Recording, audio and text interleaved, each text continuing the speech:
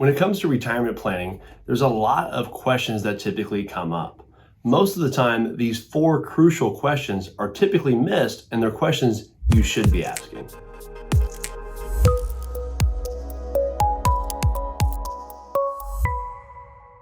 Welcome to the Financial Beat YouTube channel. I'm Logan Sather, the host of this channel, and thanks for stopping by for another video. For those of you that don't know, I am a financial advisor that helps people transition and plan and prepare for retirement. And this channel is all about education, where we're just here to give you some good ideas and some concepts to start thinking about when it comes to retirement planning. Some of you watching the channel may be just getting started, and some of you guys might be right in that retirement planning zone where you're trying to get things figured out. So again, this channel is really for people of all different levels, and again, just some good general education for you guys. And I'm excited for today's one because I wanted to talk to you guys about one thing that is very, very common. Again, being a financial advisor, I get a lot of questions, right? About what should we be doing?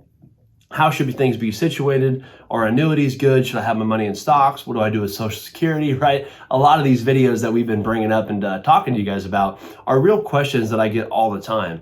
But I wanted to talk today about four crucial questions that I feel are typically either one of the last to get asked or sometimes are not always asked when it comes time to plan to prepare for retirement. So these are good questions for you guys to write down and ask your financial advisor, or if you're meeting with somebody, to make sure you have those covered in your financial plan. I wanted to start with number one. A lot of us have a lot of tax deferred money, right? By purpose, a lot of us have been putting money into 401ks, into IRAs, maybe even into individual brokerage accounts. We bought stocks or bonds or mutual funds or whatever it was, and they've appreciated a lot. We haven't paid taxes on any of the gains, haven't sold anything.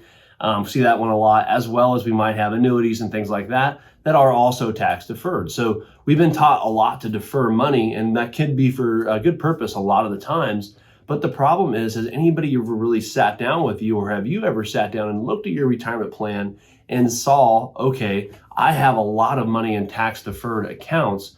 What are my taxes going to look like in retirement? Are there any strategies I could be doing now to help maybe alleviate some of that pressure down the road in retirement? So I think asking that question about how do I, start solving for this problem of taxes down the road.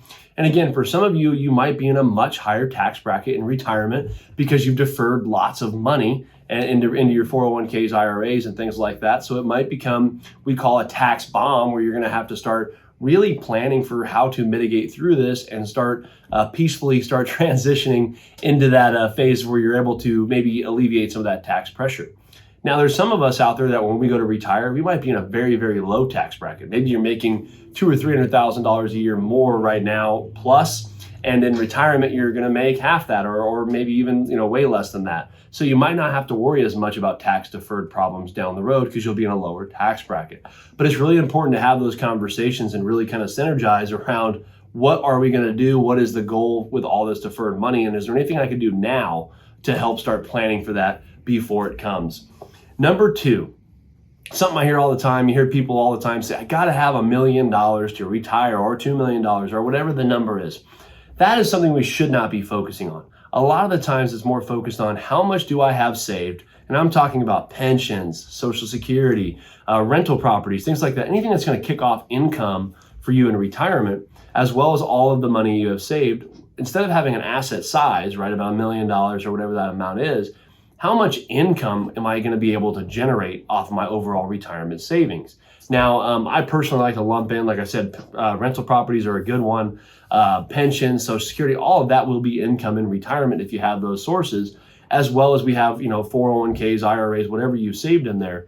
And you really want to make sure how much income will all of that create for me and my spouse, as well as for how long, right? How sustainable is it? And really focusing more on the income plan. Because like I've said a lot in these videos, and I say it on our radio show all the time, is it's something that, if you don't have a solid income plan, you probably don't have a retirement plan at all, because the whole point of that income plan and saving those assets and accumulating assets is to be able to draw income off of those assets in retirement. So you want to make sure that's sustainable. I want to hop down here to number three, one of the most common ones that a lot of people don't ask. They either just get rid of it or don't even think about it at all. And that is, should I have life insurance in retirement, right? A lot of us are taught life insurance is for when we're young, right? When we're putting away money, if we're 30 or 40 years old, if we pass away, we have some good term policy or a whole life or whatever type of life insurance is right for you, you have a policy to help reimburse, right? So if you end up passing away early, it helps your spouse get the kids through school, or it helps this or that, right? It helps replace some income. Very, very crucial. And if you're not sold on life insurance, check out some of our other videos on it about how impactful it can be. But anyway, the biggest point of this one is in retirement. I see a lot of clients where they have maybe a work policy or they have a term policy that's going to expire and they're not worried about it. They just let it expire and don't extend anything or don't really plan much for that. I will say a lot of people in retirement don't need life insurance, right? A lot of the times you've accumulated some wealth, you have assets, you have plenty of income, and you will be able to get by if something happened to either you or your spouse. Now, that's one side of it. There's also another side where life insurance can be one of the best ways to use for income replacement, right? So if your spouse does pass away, and let's say you have a pension payout, that was a single pension payout. For whatever reason, you decide to take a single payout, and now you're going to lose $3,000 per month. Well, how are we going to replace that income if the portfolio can't produce an extra $3,000 per month? Life insurance is a great way to help supplement that with death benefit, right? You would get cash from that to help invest to alleviate some of that pressure. I see this all the time to help replace Social Security, pensions, or maybe even just to help replace some other types of portfolio deficits to maximize some future dollars. Life insurance can be a great way to do that. Again, you got to make sure it's the right type of insurance for you. Making sure it's affordable and all that stuff like that is still really, really important. But make sure you're analyzing in your plan whether or not you're going to need life insurance into those retirement years, okay? And then number 4 is one thing I hear all the time. Logan, should I have stocks? Should I have bonds? Where should my money be? How much can I draw? All of that stuff is all very important, like we talked about. But I think one of the biggest things a lot of people don't ask is, how much risk should I be taking, right? A lot of people have some very realistic ideas of what their accounts can do and what they can perform like, what the risk tolerance is, and they're very understanding.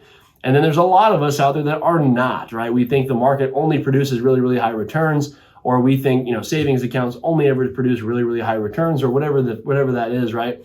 We want to make sure whatever we're looking at, making sure the risk tolerance of our portfolio, number 1, is sustainable to support the income goal.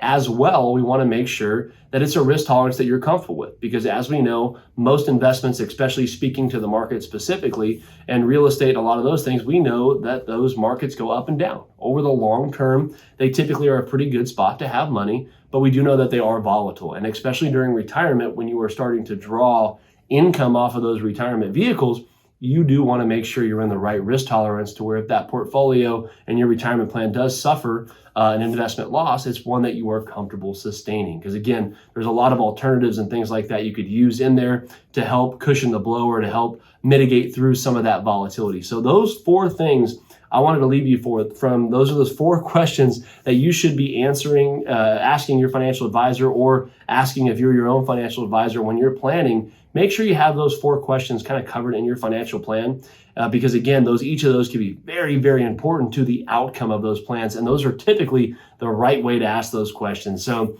again, hopefully you enjoyed that video. We're going to be back here again next week with another video. Very excited for all the future videos we have coming. We appreciate the support. And if you haven't yet, go ahead and click subscribe, and we're going to see you back here again with another video. I'm Logan Sadler. This is The Financial Beat. See you next time.